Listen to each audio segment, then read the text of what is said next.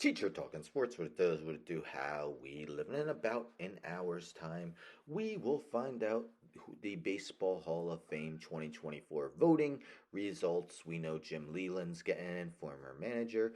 Adrian Beltre is definitely going to be first ballot. Let's see who else might get in. But in this video, I'm going to take a look at 12 notable former players who will be on the ballot for the first time for 2025 voting. Which of these guys will get 75%? Which will get in on the first ballot? Let me know in the comments at the end. I'll name the players in alphabetical order by last name, starting with Curtis Granderson. Granderson cracked 344 homers in his career, once leading the league in runs, once RBIs, finishing with an 803 slugging, 113 OPS, named to 3 All-Star teams, also won a Silver Slugger. King Felix Hernandez, the starting pitcher, won 169 games over 15 seasons with a 3.42 ERA. He was named the AL Cy Young winner in 2010. He also finished as the runner-up twice, 4th, 7th, and 8th in voting. Twice led the AL in ERA, and in 2009 led the AL in wins.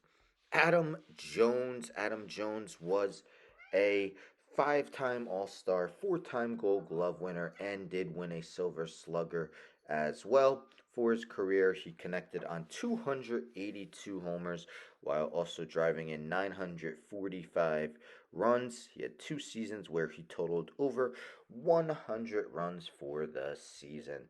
Next, let's go with Ian Kinsler. Ian Kinsler was a member of the 2018 World Series champion Boston Red Sox, a 4-time All-Star, 2-time Gold Glove winner at second base. Kinsler had 1,999 hits for his career, also hitting 257 homers and scoring 1,243 times, 6 different seasons where he had over 100 runs. Next, we have Russell Martin, the longtime catcher, played 14 seasons, named to 4 All-Star teams, won 1 Silver Slugger and 1 Gold Glove for his career.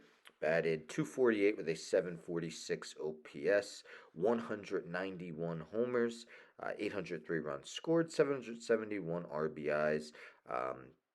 All in all, 349 on base percentage, as he drew a decent amount of walks for his career. Another catcher, Brian McCann, member of the 2017 World Series champion Houston Astros, one of the better hitting catchers of his day, a 7-time All-Star and a 6-time Silver Slugger. McCann hit .262 with a .789 OPS. 282 homers for his career. He had at least 20 homers every season from 2008 to 2016.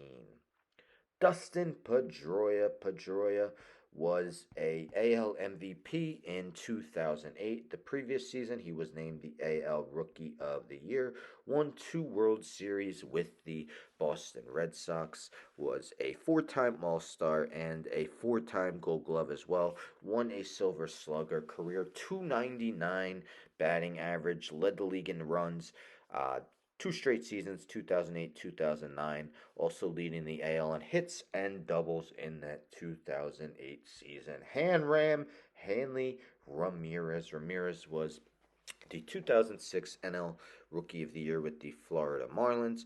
2009, he finished as runner-up for MVP. Ramirez named to 3 All-Star teams, won 2 Silver Sluggers, won a batting title with the Marlins in 2009. The previous season, he led the NL with 125 runs. That was the third of 4 straight seasons where he had over 100 runs for his career. 289 batting average, 847 OPS, 271 homers, 1,049 runs scored, 281 stolen bases. CC Sabathia. Sabathia was a Cy Young winner with the Cleveland Indians in 2007. He also had Cy Young finishes a 3rd, 4th twice, and 5th. Sabathia won 251 games in his 19 seasons, led the AL back-to-back years with the Yankees with 19 and 21 wins respectively in 2009 and 2010, struck out 3,093 batters for his career. The great Ichiro Suzuki. Ichiro started his career with a bang, as in 2001 he was named the AL Rookie of the Year and MVP. Ichiro won Gold Gloves in each of his first 10 seasons in the majors, also named an All-Star in every one of those seasons, won 3 Silver Sluggers as well, was a batting champ in 2001 and 2004, led the AL in hits 7 of his first 10 years in the big leagues, scored at least 100 runs in each of his first 8 seasons for his career, 311 batting average, 3,089 hits, 1,420 runs scored, and 509 stolen bases. Troy Tulowitzki, oh, what could have been with him? Fortunately, injuries slowed him down immensely, but Tulowitzki was a 5-time All-Star, 2-time Gold Glove, and 2-time Silver Slugger.